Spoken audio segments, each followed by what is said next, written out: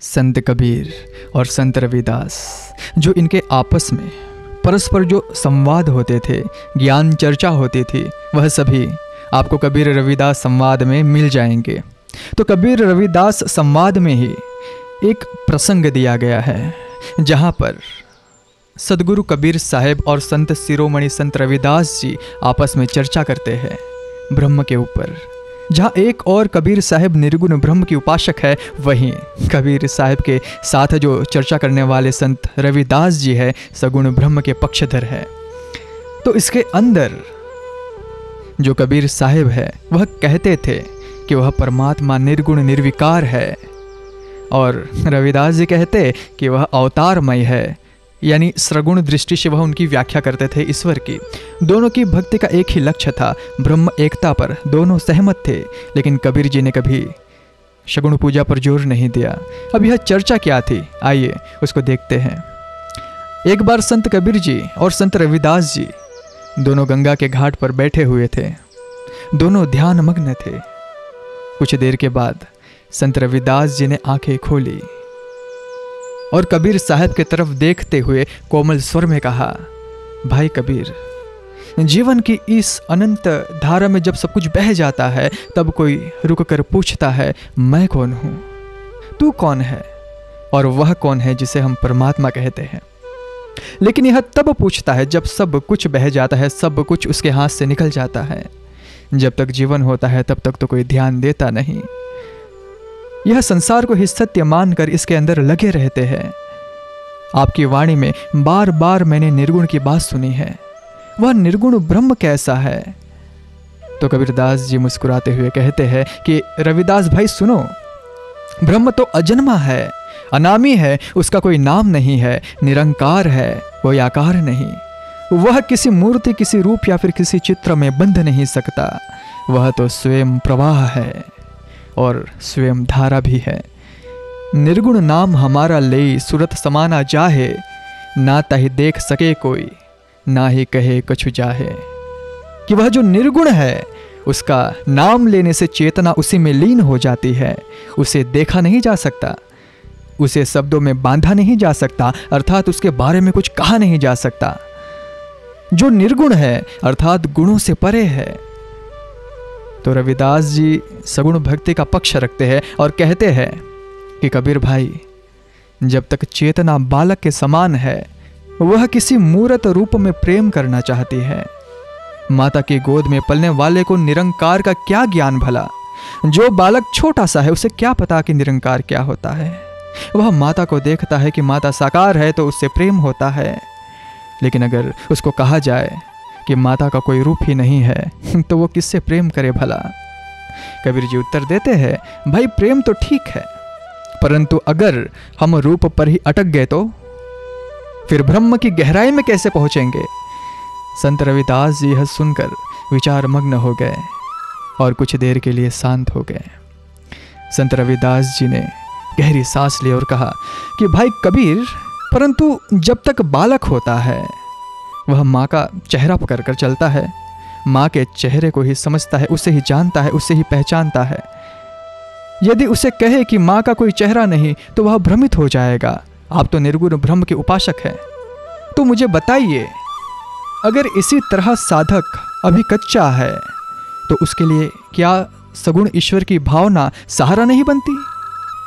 कबीरदास जी ने गंभीरता से उत्तर दिया, फिर रविदास, मैं सहमत हूं कि बालक को सहारा चाहिए, परंतु मैं यह भी जानता हूं यदि वह उस सहारे पर ही अटक जाए तो वह कभी उड़ना सीखेगा ही नहीं। सगुण की सीढ़ी से चढ़कर भी उसे निर्गुण के आकाश में ही उड़ना होगा, अन्यथा वह सदा बंधा ही रहेगा। जिस प्रकार एक चिड़िया अपने बच्चों को जब थोड़े बड़े होने लगते हैं तो उन्हें घोंसले से धक्का मारने लगती है ना, ताकि वह उसके ऊपर निर्भर ना रहे, वह स्वयं अपने पैरों पर खड़े हो, स्वयं अपना कमाए, स्वयं जाए। और यदि वह सहारे पर ही निर्भर रहेंगे तो क्या कभी वह स्वावलंबी हो सकेंगे भला? क्या वह कभी आत्मनिर्भर हो सकेंगे भला? नहीं ना, क्योंकि उनको आदत हो जाएगी घोंसले में बैठे बैठे खाने की। इसीलिए चिड़िया उसे बाहर कर देती है ताकि वह खुद उड़े, खुद जाए, खुद ढूंढे और खुद खाए। और वह देखिए आत्मनिर्भर बनता है रविदास। तो इसीलिए जब किसी को अगर सहारा चाहिए तो सहारा कुछ समय के लिए होता है, उसके बाद उसे वह सहारा छोड़ना पड़ता है। यदि वह सहारे पर ही अटका रहा तो वह कभी ब्रह्म के साथ एक नहीं हो पाएगा। संत रविदास जी फिर बोले कि भाई कबीर, तुम कहते हो रूप नाम अवतार यह सब मिथ्या है, परंतु मैं देखता हूं कि राम ने रावण का संहार किया था, श्री कृष्ण ने अर्जुन को गीता का उपदेश दिया था, क्या यह भी एक माया थी? तो कबीर जी उत्तर देते हैं कि रविदास जी सुनिए, राम और कृष्ण यह ब्रह्म के विशेष व्यक्त थे। ध्यान देना, ब्रह्म के विशेष क्या थे?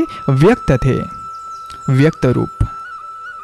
जब संसार में धर्म डगमगाने लगता है तो सत्य स्वयं रूप धर कर आता है, और इसी प्रकार सत्य ही स्वयं राम और कृष्ण के रूप में आया। परंतु समझो इस बात को कि राम और कृष्ण स्वयं ब्रह्म नहीं थे, वे ब्रह्म की लहरें थी। जिस प्रकार सागर स्वयं लहरें बनते हैं, इसी प्रकार वह सत्य स्वयं ही राम और कृष्ण बना।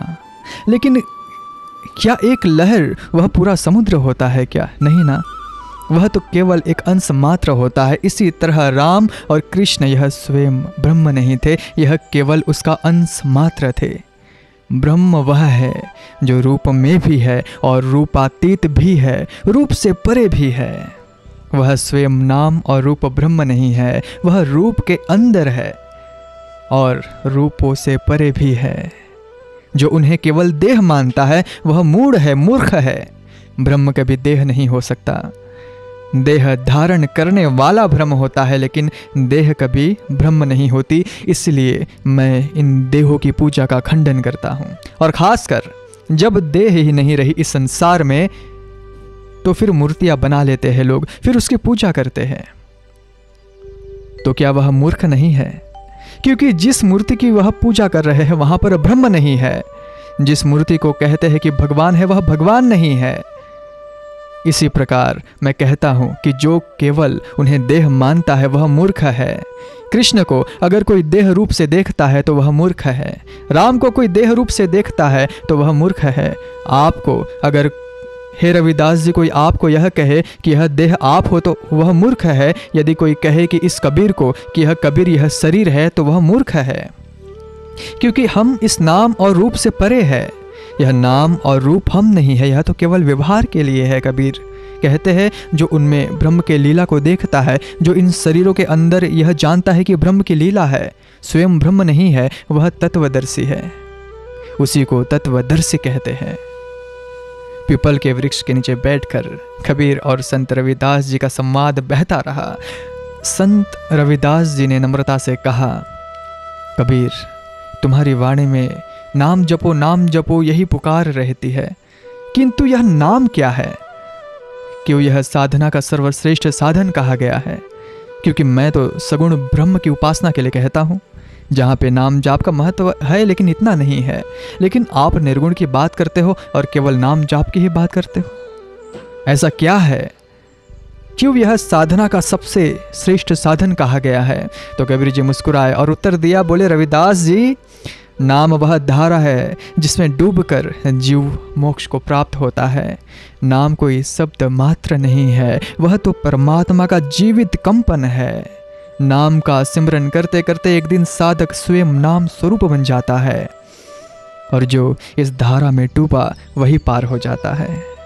दादू साहेब भी यही कहते हैं, दादू दरिया प्रेम का उल्टी वाकी धार, जो उभरा सो डूब गया और जो डूबा सोई पार। कि जो इस नाम में डूब जाता है वही मोक्ष को प्राप्त करता है। साई के संग लगे जब पानी, नाम बीज तहाँ उपजानी, बिना बोए ना उपजे खेत, बिना नाम का पहिए भेद। कि जैसे पानी मिलने से बीज अंकुरित होता है ना, वैसे ही साधक को नाम जप से ब्रह्म की प्राप्ति होती है। अगर कहने और समझाने में कोई त्रुटि हो तो दास को क्षमा करना।